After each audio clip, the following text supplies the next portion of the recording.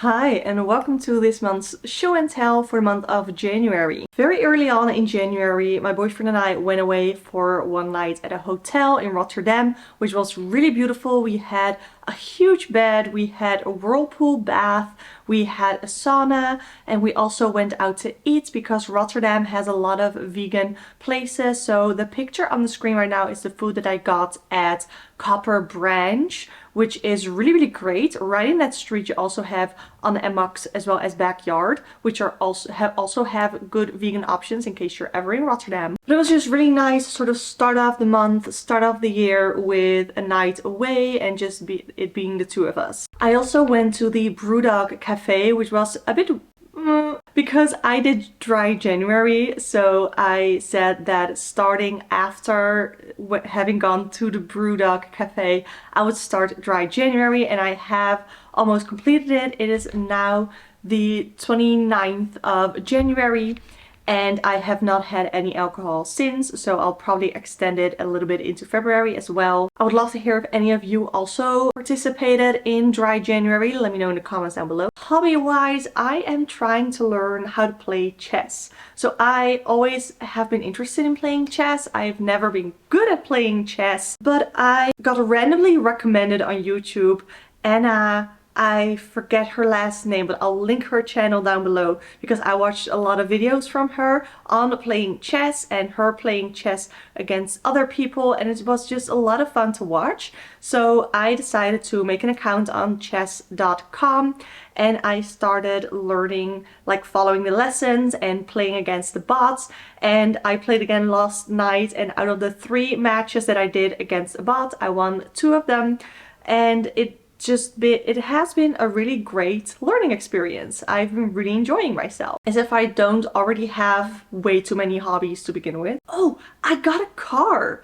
I'll insert some pictures that I can on the screen right now of what my car looks like, but it's just Chevrolet Aveo. Chevrolet Aveo, I think. It's great. It's an automatic because here in the Netherlands it's very regular, very normal that you drive a car with a clutch. I have car anxiety, so getting a car and test driving a car and taking my car to work, those are all huge achievements for me. So that is something that I definitely overcame or like partially overcame in the month of January, which I'm really proud of. And I also had 2 driver's lessons just because I do have my driver's license. I'm 29. I have had my driver's license for like, I don't know, 9 years now. Because of my driving anxiety, my car anxiety, even being in a car with someone else is very anxiety inducing for me. I thought that it would be best to follow some driving lessons first to get some of the techniques down again, to get familiar with driving again, and to have someone right next to me who can help me correct any mistakes that I made. One of the main highlights though of the month was going to Vrienden van Amstel, which is in Rotterdam, Ahoy, and it's sort of a like concert. It's a whole show with a lot of Dutch artists and musicians, and it was so cool. I'll insert some clips right now.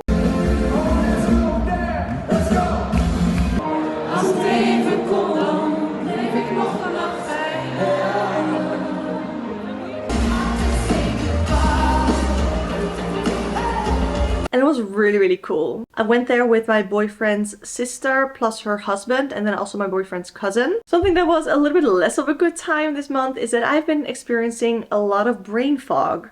I've just been not feeling well. I've been feeling a little, I don't want to say depressed because I have been depressed in the past and I am not feeling the same, but I'm feeling similar. It's like seasonal affective disorder. I did a whole video this month about tarot and mental health, which has gotten a lot of really great comments from you guys. So I want to thank you so much for those comments. And I also had my blood tests done. I'm still waiting for the results on that to see if there's anything underlying that's wrong. But yeah, that was another thing that sort of played into my January experience, so to speak. I consumed quite a lot of media. So let's start with some YouTubers. I watched Pinely, and his main video that I really enjoyed was how to radicalize a celebrity, which I'll link down below. And I just really enjoyed it. I enjoyed his takes. I enjoyed the way that he presented things, and I have watched a bunch of other videos of his as well. I always love it when Mike posts again, and he did an appropriately unhinged recap of Gossip Girl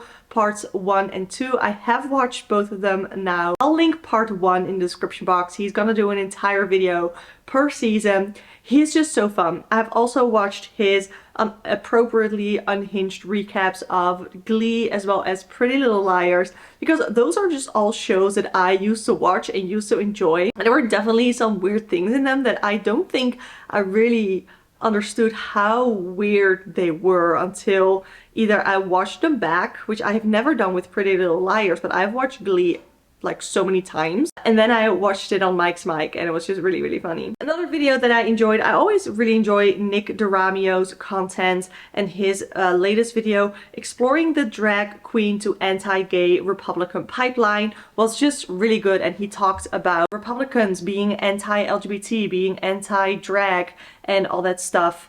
It was just a really interesting video that I highly recommend you check out. I also finally watched Wednesday on Netflix. I feel like I'm the last person on earth to watch that, but I finished it on Friday and it was really fun. It was really good. So I enjoyed it and I'm very much looking forward to the next season. Now for my own videos, the ones that I really enjoyed making and I really enjoyed the response of my 2023 tarot collection.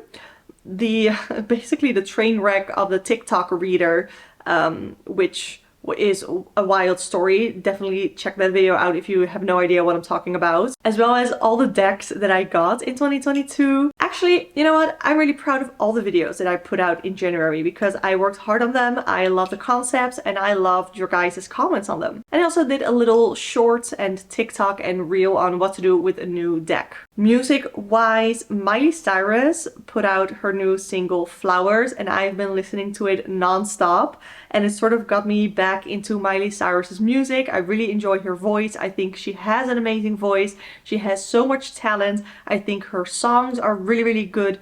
So I have been listening to her music non-stop around the house, doing chores. Like I literally started like doing more chores around the house so that I could have my earbuds in to play her music. I listen to it in the gym, on my way to work. And then the last thing media-wise is books. And I have only read, this is my e-reader by the way, it's the Kobo Clara I think. And I am 82% into Superfans from Pat Flynn. I have said this so many times on the channel before, but I really want to take this channel super seriously. I want to create a community of like-minded tarot readers, like-minded tarot enthusiasts. And I already have a Discord server, definitely join that, click the link in the description, because honestly, this is what I love to do.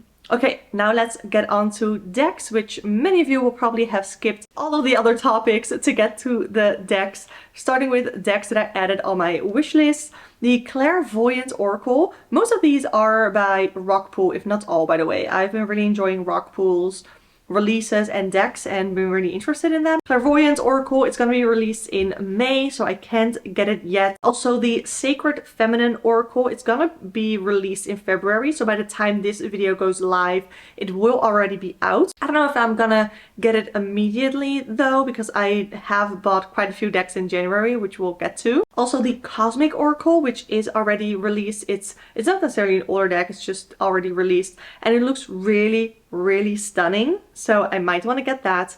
And then also the Shadow and Light Oracle is also gonna be released in May, and the Shadow and Light Oracle is super interesting because it has two keywords on the card. As far as I've seen in preview images, it has two keywords on the card, one shadow keyword and one light keyword. So I'm very interested in seeing what the reviews are on that, what other people have to say on that, and how other people are planning to work with it. I also decluttered a lot of decks. I finally was able to put them on Vinted and to have them sold. So I finally sold my Arcanum Tarot. It is out of here. I sold my affirmation decks. I had two of them, which I talked about in my tarot collection video, and those are out of here. I was not using them. I also sold my Modern Witch Tarot, which was kind of painful because it was my first tarot deck, but I just wasn't using it. I hated the cardstock. Please don't comment, get the German or French or whatever version and cut off the board. No, I don't want to. I just want the deck to come out with normal cardstock, but also I kind of don't because I'm not purchasing from Liminal 11 right now, so it's all fine. Wandering Star Tarot is one that I let go of just because of the production, and then also the keywords weren't really working for me, and the images itself also not really. Tarot de Lou I got because of my tarot and astrology study, but I just cannot with the artwork on that deck, so I had to let it go. As well as the Tarot of the Golden Wheel. It had a place in my collection for a little bit, but overall I just wasn't reaching for it, so I would have rather, like, when it comes to those decks, I feel like you are a good deck. The Tarot of the Golden Wheel is a good tarot deck, but I just wasn't using it, and I felt like it could be better with someone who will use it. Okay, let's get on to tarot decks that I got. So I have 4 of the decks that I purchased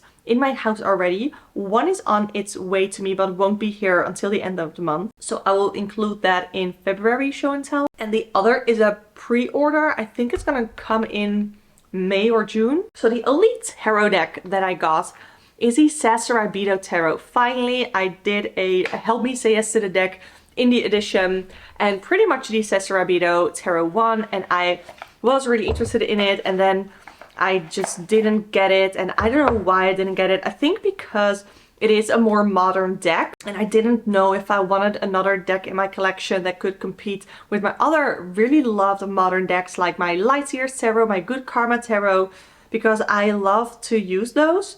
But now that I have this, it is pretty great. It's pretty awesome. I'm gonna do an entire deck review on this once I've really gotten to know it and I've worked with it a little more. But the Sasarabido Tarot, it is modern, it is so pretty. I do really like the cardstock. It's like matte but not slippery, it's not sticky or anything, and it makes for an amazing shuffle. It also has the gilded edges. I had been recommended to get the mini version because it has linen cardstock, but I actually am not that much of a fan of linen cardstock.